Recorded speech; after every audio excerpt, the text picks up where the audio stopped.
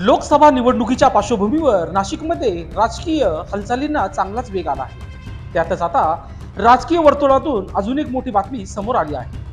भारतीय जनता युवा मोर्चा जिल्हाध्यक्ष योगेश माधव बर्डे यांची पार्टीच्या सर्वच पदावरून हकलपट्टी करण्यात आली आहे।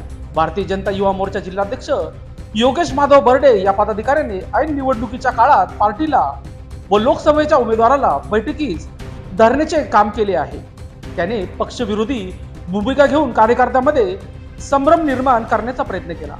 आज त्यांनी राजीनामा देण्याचा केविलवाना प्रयत्न करत अतिशय बालिशपणाने प्रदर्शन केले। या प्रकारे पक्षविरोधी भूमिका घेणाऱ्या पदाधिकाऱ्याला पदावर राहण्याचा नैतिक अधिकार नाही। आतापर्यंत अनेक वेळा पार्टीच्या वरिष्ठ पदाधिकाऱ्यांकडून वेळोवेळी समज दिली गेली, तरीही त्यांच्याकडून पार्टी विरोधी भूमिका चालू ठेवल्या गेल्या। त्यामुळे